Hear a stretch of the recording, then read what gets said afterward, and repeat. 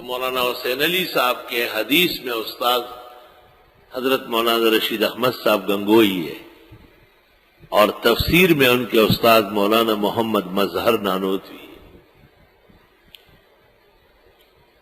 یہ مولانا حسین علی صاحب توحید و سنت میں بہت زیادہ پختہ تھے، بے انتہا مضبوط تھے۔ چنانچہ اپنے شہر سے وہاں کے علماء اور مسلمانوں نے مل کر کے حضرت کو نکالا تھا کہ آپ ہمیں برا بھلا کہتے ہیں اور ہر چیز کو بدعت کہتے اور شرک کہتے ہیں، یہاں سے نکل جاؤ۔ تو حضرت وہاں سے نکل گئے تھے اور اپنی زمینوں پر جنگل و بیابان میں ان کی بڑی زمینیں اور جائیدادیں تھی، وہاں پر گھر بنایا تھا اور خود حل جوتتے تھے، بیل لگا کے خود صبح سے لے کے زور تک لگے رہتے تھے۔ طالب علم بیٹھے رہتے تھے، جب حضرت حل سے فارغ ہو کے بیل کھول کر کے ان کو گھاس ڈال لیتے تھے، حل رکھ لیتے تھے، نہا کے کپڑے پہن کر کے آ کے بیٹھ جاتے، پھر طالب علموں کا سبق پڑھاتے۔ اور ان کی زمین میں ایک قسم کی دال ہوتی تھی، اس کو مشنگ کہتے ہیں۔ بس طالب علموں کو اجازت تھی کہ یہ ابالو اور پیو، روٹی ہو یا نہ ہو اس کی ضرورت نہیں۔ مشنگ کی دال حضرت کی زمین میں ہوتی تھی، کسی سے چندہ نہیں لیتے تھے، بالکل سب مشرک بدعتی ہے، ان کا مال خبیث ہے۔ سختی کا یہ عالم تھا کہ کہتے ہیں حضرت صاحب کہ والد صاحب بہت بیمار تھے، تو شہر کے لوگ جمع ہو گئے اور انہوں نے کہا آپ بعض مسائل میں نرمی کر لے، ورنہ ہم نہ قبر کھودنے آئیں گے اور نہ جنازہ پڑھنے آئیں گے۔ مولانا ہنس پڑے، مولانا کہا یہ کیا بات کہی تم لوگوں نے، تم لوگ توبہ کر لو اور شرک سے باز آ جاؤ، ورنہ نہ قبر کھودنے دوں گا اور نہ جنازے کو ہاتھ لگانے دوں گا۔ حملہ تو میرا آپ پر ہے، آپ کیا حملہ کریں گے؟ چنانچہ لوگ چلے گئے ناراض ہو کے۔ حضرت کے والد صاحب کا انتقال ہو گیا اور بالکل تن و تنہا تھے۔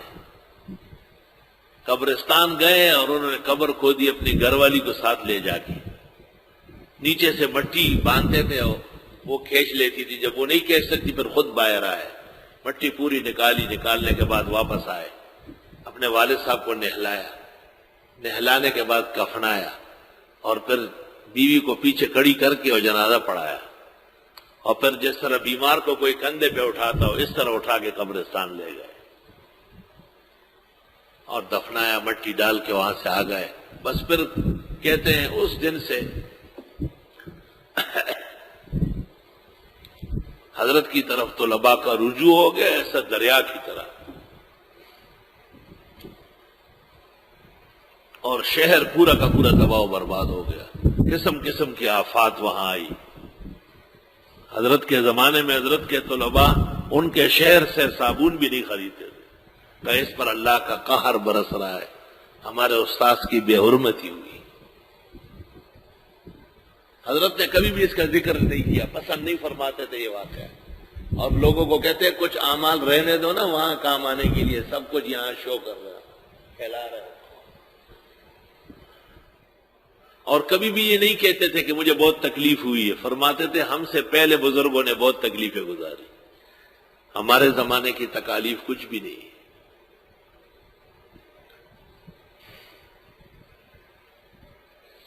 آپ اندازہ لگائیں کہ حضرت مولانا انور شاہ صاحب سے ان کے داماد مولانا احمد رضا بجنوری، جنہوں نے حضرت شاہ صاحب کا درس بخاری 70 جلدوں میں انوار الباری کے نام سے جمع کیا ہے، انہوں نے فرمایا حضرت کسی ایسے شخص سے بیعت ہونے کو جی چاہتا ہے کہ جس کا دل عرش کے نیچے فرش کی آلودگی سے پاک ہو، ایک ایسا ولی اور پیر چاہیے جس کا دل عرش کے نیچے فرش کی آلودگی سے پاک صاف ہو۔ تو حضرت مولانا انور شاہ صاحب نے کہا یہ تو ہمارے دوست اور بھائی مولانا حسین علی صاحب ہو سکتے ہیں اور کوئی نہیں ہو سکتا۔ اللہ اکبر۔ مولانا انور شاہ جیسے امام صاحب اپنے داماد اور شاگرد کو وہاں بھیجا کہ جاؤ حضرت سے بیعت ہو جاؤ۔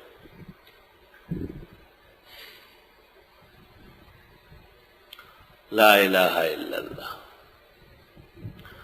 اور مولانا حسین احمد مدنی ایک موقع پر فرماتے ہیں، شیخ الاسلام شیخ العرب والعجم، کہ افسوس پنجاب کی سرزمین پر وقت کے ایک کامل ولی کی بے حرمتی کی گئی، میں نہیں جانتا کہ یہ عذاب کب اٹھے گا.